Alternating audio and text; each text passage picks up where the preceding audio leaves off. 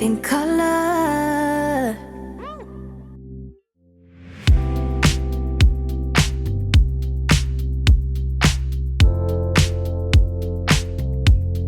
Good morning. So we're here in Project Golf today, and it's a little bit warm actually because we've been testing the underfloor heating, and we're happy now that everything is working. We haven't damaged anything during the floor removal and the demolitions, so we're good to now start laying the floor tiles. So I've just popped in today to speak to the tilers just to check that they are putting the right tiles in the right place, and we're going to use a little steel edge to transition from one tile to the original, so from the new to the old. Just a little stainless steel edge. I'll show you that in a second. And our plastering is all completed, so the walls that are not going to be tiled have now been plastered in here and in the kitchen. So we are progressing really well. We're ahead of schedule, which is great, and I think that we will probably be ready to install the kitchen and the bathroom fittings just on the other side of Christmas, so all the messy work should be finished by then. So let's go and have a look what's going on in the kitchen. So as you can see, the kitchen is in a similar situation to the bathroom. Our underfloor heating is all working, our walls are plastered, and we are ready to start tiling the floor. We've also been very careful to make sure that we've got the correct ceiling height in here, because for my kitchen units on this wall, I don't want any of those little messy gaps between the top of the units and the ceiling.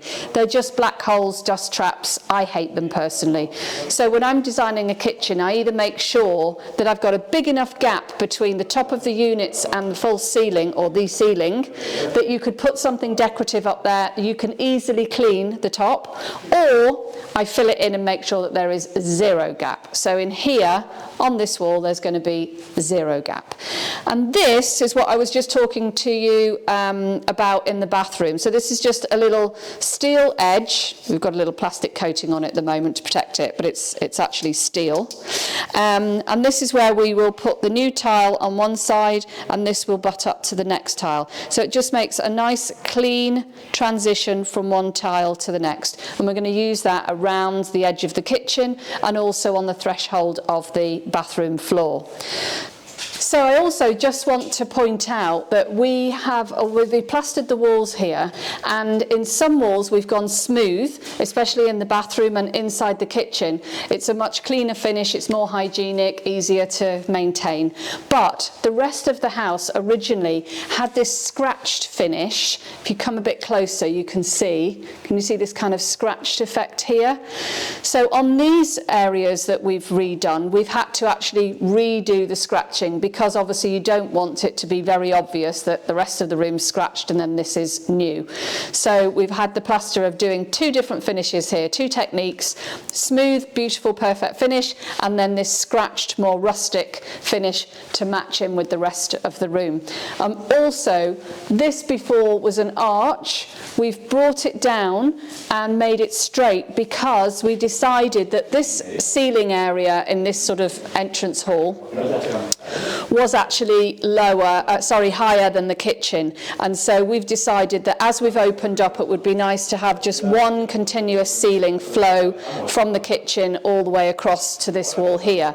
And to do that, we've had to lower the arch, because otherwise there would have been a gap like this between the top of the arch and the new ceiling, and it would look a little ridiculous. So to keep everything in proportion, we've actually lowered this. As you can see, plenty high enough. No one's going to bang their heads coming through there, but it will now, once we've brought our ceiling down, it will now all look correct and in proportion, and so it's worked out really lovely. And this one big ceiling means that the kitchen is just going to feel like a bigger space and an integral part to this house. So that's all to report from here today, and I'm now going to jump in the car and we're going to head over and go and have a look what's happening at Project Hills. Not such nice weather today, but it's nice and cosy in here.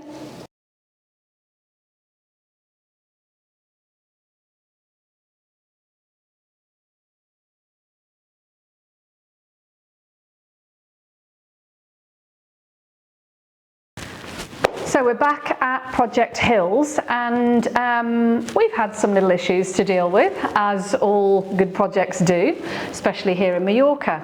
So what have we had to deal with this week? Well, my tiles, or shall we say wall panels for this shower area, were ordered as 3 meters. That's 3 meters by 1 meter 20. Because we were going to bring them in and crane them up straight through these balcony doors at the front, straight into here, and plonk them onto those walls. So we'd have no grout lines, which would be great. However, I think I've mentioned before, we're dealing with a community here, and it's a particularly tricky community, this one. And so they are not allowing any trucks in through the gates that are over 7.5 tons. Now, the truck to lift those 3 meter by 1 meter 20 tiles with a crane is over 7.5 tons, and we have tried and we've rung around and we've tried to find smaller trucks that could come in and do the job, and the end result was not possible. So we're here to find solutions, and that's what we have done. So we are just measuring up now today by the millimetre, because we're going to actually cut the panels down to a size that can be delivered, and we can put them in place and you will barely see the joints. Okay, so as you would with a normal tile, there will be a little bit of a joint where they connect, but it's going to disappear.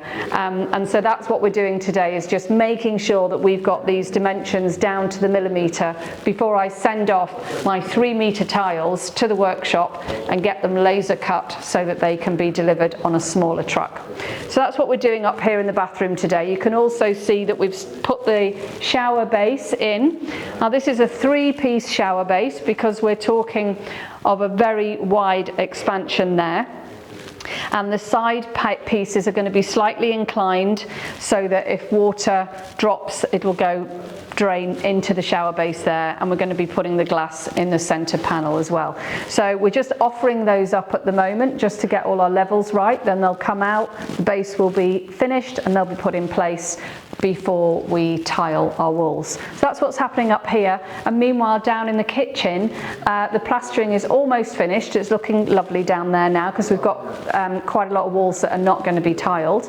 And basically that's it for today. Anything else I need to tell you about Project Hills? No, that's it. So we've just got the tiles to finish measuring, and then I'll be heading back to the office because I've got more meetings happening there this afternoon. So I'm just going to put my torch on here because the lighting has been taken upstairs to the bathroom. But if you can see anything, follow me in. We've started to put the floor tiles down here, and you'll see we do have a drain in the floor. There was originally a drain here, so we are respecting that and putting it back. But we're basically onto tiling the floor in this room. This was originally the laundry room, and now we're going to be putting a toilet in here and a basin, closing up that end of the room where the boiler is, and putting the washing machine and the dryer behind there. So it's going to be a small little guest toilet, because we removed the downstairs bathroom to make our kitchen bigger. So just showing you a little bit of progress in here, and let's go and have a look what's happening in the kitchen. So we're in the kitchen, lovely smooth plastered walls. We are getting there. This is starting to feel more and more like a room, and we can now start to imagine the vision of this beautiful larger kitchen that my clients are going to end up with. So the next thing we'll be moving on to is just tiling the floors and putting in the full ceiling. But we're doing well, we're on schedule. Bueno, me voy.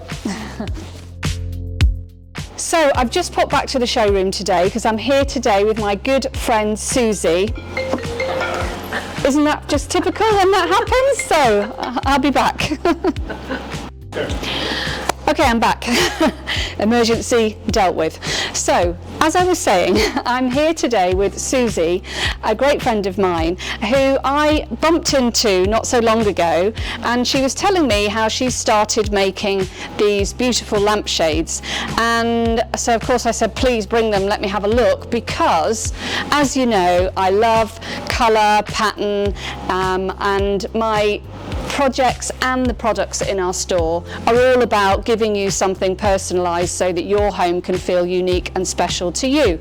However, in the past, I've had to send my fabrics over to the mainland and get my lampshades made there, and I've actually almost just kind of given up, because when they send them to me, the transport and the shipping is so brutal here in Mallorca that I very rarely receive a lampshade in perfect condition. And so I'd kind of just resigned myself to the fact that, well, okay, we have what we have. So to find out that Susie can now personalise these for me, any shape, any size, any colour. She's even doing insides different to the outsides. They're beautiful. We've already had a discussion about fringing, and I'm getting all excited. We're going to just be doing some great things. So we're going to have a chat now today, and we're going to discuss how we can bring this to our Knox clients. And so I am very, very happy girl, and watch this space and see what Susie is going to be creating for us anytime now.